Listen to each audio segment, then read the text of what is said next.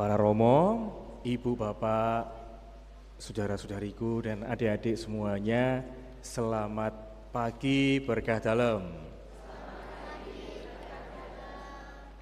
Kita kenalan dulu ya. Saya baru pertama kali saya ikut memimpin misa di gereja Pangkalan ini. Karena kasihan sama Romo Joko yang ditinggal Romo Nasib beberapa hari ini.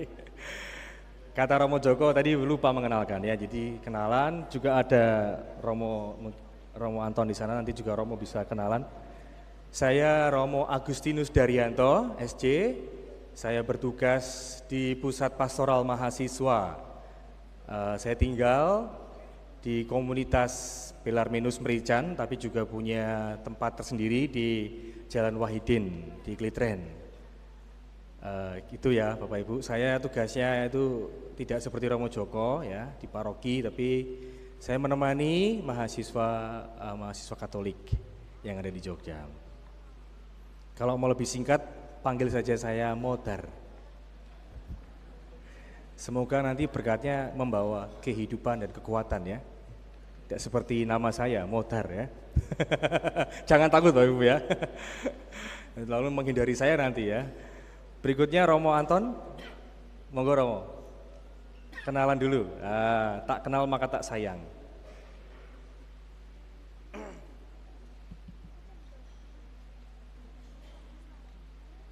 Baik, selamat pagi saudara-saudari, Bapak Ibu saudara-saudari berkah dalam. Ini untuk keberapa kali ya saya misa di sini bersama dengan Romo Joko. Nama saya Romo Anton Pabendon, saya Projo Keuskupan Agung Makassar. Tapi kebetulan diminta oleh Bapak Uskup untuk berkarya di Seminari Tinggi Anggi Mamiri di sana bersama dengan ada 2 rekan imam. Nah kebetulan Romo Joko rekan teman kelas, teman tingkat dulu di Kentungan, jadi sering dipanggil atau membantu atau jalan bersama, makan bersama juga kadang-kadang. Terima kasih ya. Romo Anton itu Romo Rektor ya, jadi pejabat itu ya. Temannya Romo Joko, seangkatan.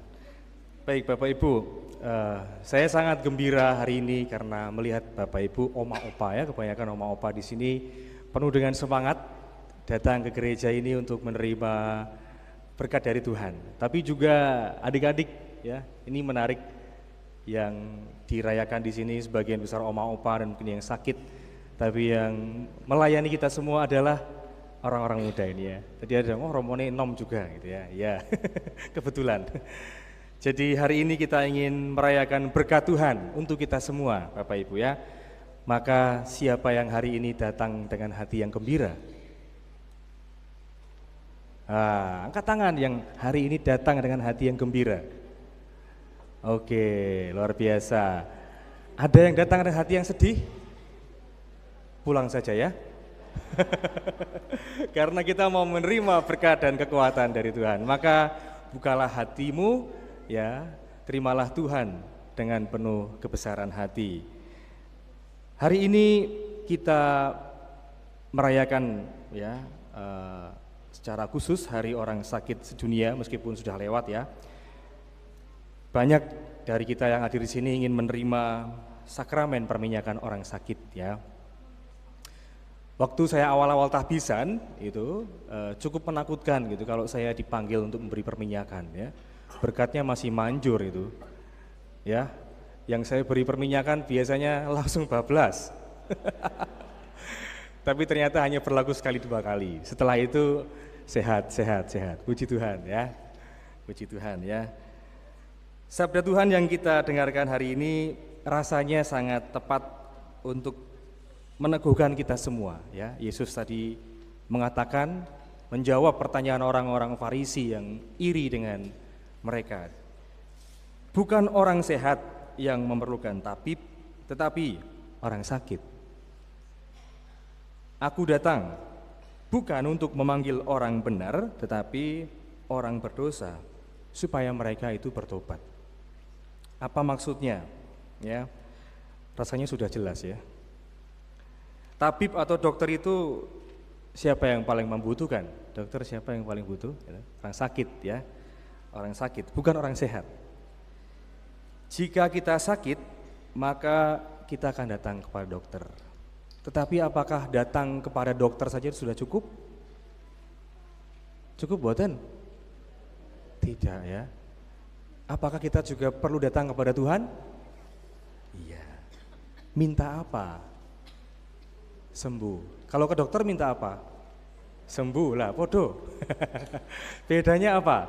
Kalau ke dokter ya, mungkin kita minta supaya kita tahu penyakitnya secara medis. Kita mendapat obat secara medis ya. Tetapi apakah yang medis itu sudah menyembuhkan? Seringkali iya, tapi seringkali tidak. Mungkin penyakit yang kelihatan bisa sembuh. Tetapi isi hati kita saat sakit barangkali ya tidak sembuh seketika. Maka kita datang kepada Tuhan bukan sekedar minta supaya sembuh secara fisik ya, tetapi juga mengalami kesembuhan dan kesegaran secara batin, supaya kita punya harapan ya bahwa di dalam sakit pun ya justru saya itu semakin dekat dengan Tuhan. Justru saya merasakan cinta yang luar biasa dari orang-orang yang ada di sekitar saya. Justru mungkin saya mengajari banyak hal kepada orang-orang di sekitar saya. Adik-adik, halo. Halo. Kalau di sini siapa yang punya kakek atau nenek, oma opa di rumah? Siapa yang sayang sama opa omanya? Semuanya sayang tuh kan? Bapak Ibu lihat ya, yo putune tresnani simbae ya toh. Kalau melihat oma opa yang sudah di kursi roda ya, mungkin sudah gak bisa dengar dengan baik gitu ya. Adik-adik sabar enggak? Sabar ya? Sabar atau malah oma ning piye to mosok ora krungu? Sabar enggak? Sabar ya? Iya. Jadi di balik kelemahan dan kerapuhan kita, orang-orang di sekitar kita juga belajar sesuatu. Bukankah mereka juga belajar untuk melayani? Bukankah mereka juga belajar untuk sabar? Maka Bapak Ibu, saudara-saudari yang terkasih, terutama oma opa di sini, bukan orang sehat yang memerlukan dokter ya, atau terlebih memerlukan Tuhan, tapi justru mereka yang merasa dirinya rentan, rapuh, mungkin secara fisik, tapi juga mungkin secara batin, yang memerlukan Tuhan. Bukan mereka yang sudah sehat, bukan mereka yang sudah merasa dirinya itu suci dan bersih ya. Tuhan dekat dengan orang sakit. Pertama-tama mungkin bukan untuk menyembuhkan penyakitnya ya. Kalaupun iya, itu adalah sebuah mukjizat. Tuhan dekat dan peduli kepada orang sakit dan orang-orang rentan. Justru seringkali Dia menyembuhkan kesepian, menyembuhkan kesendirian, menyembuhkan rasa tidak berguna ya, yang didera oleh mereka yang sakit atau mungkin yang sudah renta. Bapak Ibu, saudara-saudari yang terkasih, hari ini kita mendengarkan sebuah kisah bagaimana Yesus memanggil seorang pendosa yang bernama Levi, pemungut cukai ya. Dia dipandang sebagai pendosa, bahkan mungkin tidak layak.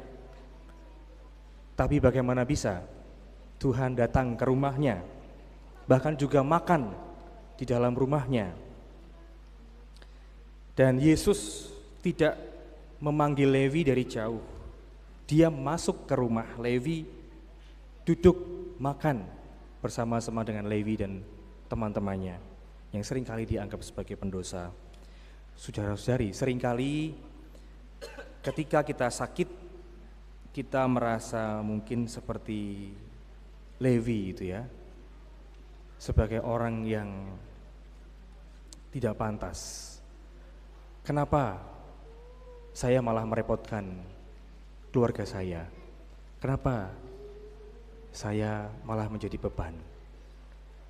rasanya tidak pantas, begitu ya. Kadang kita merasa sendirian, merasa bahwa kita menjadi beban. Tapi justru dari ketidakpantasan itulah sebenarnya Tuhan mendekati kita dari dekat. Seperti halnya Levi, sebagai seorang pendosa yang merasa tidak pantas di hadapan Tuhan. Tuhan tidak memanggilnya dari jauh. Tuhan justru masuk ke rumah Levi dan makan bersama dengan Levi. Saudara-saudari yang terkasih, maka Yesus tidak menunggu orang sembuh, orang kuat baru dia datang.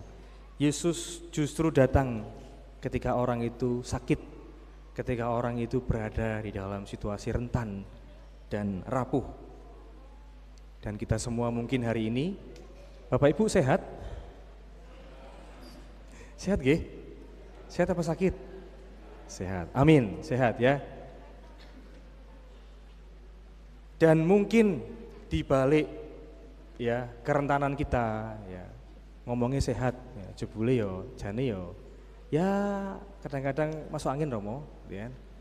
Kadang-kadang tensinya melonjak-lonjak. Ya, sehat dan tidak sehat ya.